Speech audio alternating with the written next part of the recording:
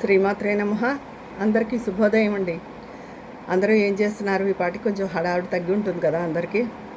అయితే నిన్న women's day సందర్భంగా మన వాళ్ళందరూ సరదాగా గడిపారని అనుకుంటున్నాను. అయితే కొంతమంది కొంచెం నిరాశగా అలాగా కామెంట్ చేశారండి. ఏదైతే ఏంటి, మన పని మనకు తప్పదు కదా అని. ఒకళ్ళు ఎవరు గుర్తిస్తారు మనని, ఎవరు విష్ చేస్తారు, ఎవరు ఇదిగా ఉంటారు అలా అని చెప్పి నేను ఎప్పుడూ మన వాళ్ళకి అదే చెప్తున్నానండి. మన ఆడవాళ్ళని ఎవ్వరూ విష్ చేయక్కర్లేదు. మనకి ఇంట్లో మొగుడవు, పిల్లలవు, ఇంకోళ్ళవు ఎవ్వరూ అక్కర్లేదు. మనంతటి వాళ్ళం మనకు మనమే చెప్పుకోవాలి. మనం చేసే పనుల్ని, ఇంటి కోసం మనం చేస్తున్న సాక్రిఫైజుల్ని, లేకపోతే బయట జాబ్కి వెళ్తున్న వాళ్ళు పడే ఇదని, అంటే అహంకారం కాదు, మనమే మనంతటి వాళ్ళం మనం అనుకోవాలి. అహం అయితే ఎప్పుడు వద్దు, అహంభావం ఉండకూడదు అని అనుకుని. ఎందుకంటే అహంభావానికి ఆత్మవిశ్వాసానికి ఒక సన్న గీత ఉంటుందండి. అహంకారాన్నే చాలామంది ఆత్మవిశ్వాసం అనుకుంటారు.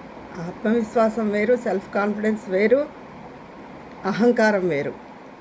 మన మీద మనం ఆత్మవిశ్వాసంగా ఉండి మనంతటి వాళ్ళం మనమని మనకు మనమే, ఓ నువ్వు ఈ పని చేసావా, గుడ్ అని నీకు నువ్వే చెప్పుకుని, ఓ ఈరోజు బాగున్నావే అని నీకు అద్దంలో చూసుకుని నువ్వే అనుకుని ఉంటే తప్పకుండా మీలో ఒకళ్ళు మనని గుర్తించాలి అన్న తాపత్రయం పోతుందండి.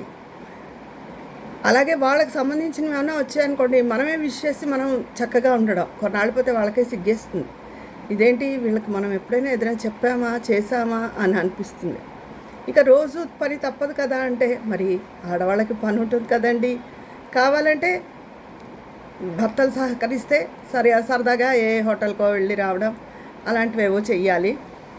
లేకపోతే ఇంట్లో మనమే మరి ఉండడం, వాళ్ళు అంగీకరించకపోతే. ఇప్పుడు పిల్లలు అయితే అలా ఉండరు. ఇదివరకు వాళ్ళు కొంతమంది మన జనరేషన్లో అలా ఉండిపోయిన వాళ్ళు ఉంటే. అందుకని ఎప్పుడూ నిరాశ నిస్పృహలకి లోనవ్వకండి. ఎప్పుడు నేను చెప్పినట్టు ఏదైనా మనం ఇంట్లో ఒక మంచిగా అచీవ్ చేసామనుకోండి, ఒక మంచి వంటకమే ఉంది, దాన్ని జాగ్రత్తగా చేసేసామనుకోండి, అందరూ బాగుంది అంటారు. కొంతమంది చక్కగా చెప్తారు ఓపెన్గా, కొంతమంది అది చెప్పడానికి కూడా నీలుగా ఉంటుంది. బాగుంది అని చెప్తే వీళ్ళకి ఏదైనా ఇది వచ్చేస్తుందేమో అని కొంతమంది చెప్పరు.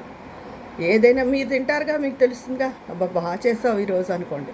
పొద్దున్నే లేచి మంచి చీర కట్టుకుంటే మీకు నచ్చితే మీరు బాగున్నావు నువ్వు అని మీరు చెప్పుకోండి. అలాగే ఏదైనా పని అవి బాగా చేసినప్పుడు, నువ్వు భలే చేసావు కదా, నువ్వు తొందరగా అన్ని పనులు చేయగలవు కదా అని మిమ్మల్ని మీరే మోటివేట్ చేసుకోండి. ఎవ్వరూ మనని గుర్తించక్కర్లేదు.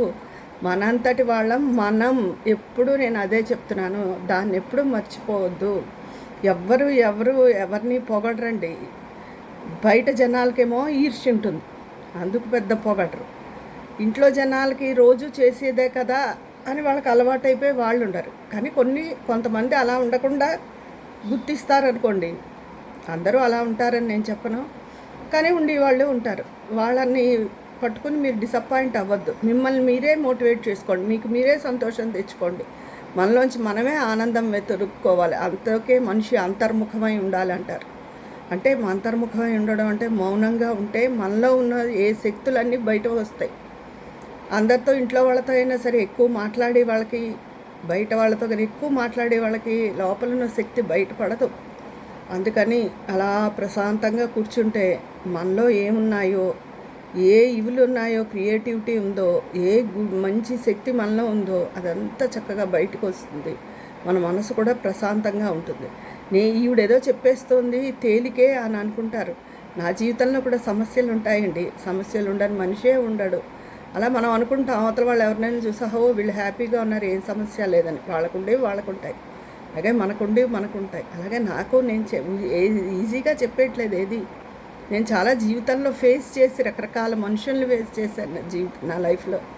ఒకళ్ళని కానీ ఇద్దరు కాదు, చాలా చూశాను నేను. అందులోంచే నేను ఏదైనా చెప్తున్నాను అంటే అందులోంచి నేను తీసుకున్న ఒక గుణపాఠం అవనివ్వండి, ఒక నేర్చుకోవడం అవనివ్వండి, ఏదైనా అవనివ్వండి, అందులోంచి వచ్చినవి అవే నేను మీరందరూ, మన ఛానల్ వాళ్ళందరూ కూడా అలా మోటివేట్ అవ్వాలని చెప్తూ ఉంటాను. అందుకని ఈ రోజు నుంచి మిమ్మల్ని మీరు మెచ్చుకోండి, మిమ్మల్ని మీ అందాన్ని మీరు పొగుడుకోండి. మీరు చేసే పనిని మీకు మీరే అబ్బా వెరీ గుడ్ భలే చేసావు అనుకోండి. తర్వాత ప్రశాంతంగా కూర్చుని కనీసం ఒక గంట సేపు అసలు నోరు ఇప్పకూడదు. ఎవరు లేని సమయంలో ప్రశాంతంగా కూర్చుని అలా కళ్ళు మూసుకుని ఉంటే మీలో ఉన్న శక్తి బయటకు వస్తుంది. ఓకేనా? నా ఈ మాట అందరూ వింటారని అనుకుంటున్నాను. మీ అభిప్రాయం కూడా కామెంట్ బాక్స్లో తెలియజేసేయండి. మరి అక్కడ మాట్లాడుకుందామా? ఉంటాను, మీ స్నేహితురాలు విజయ పర్నాల.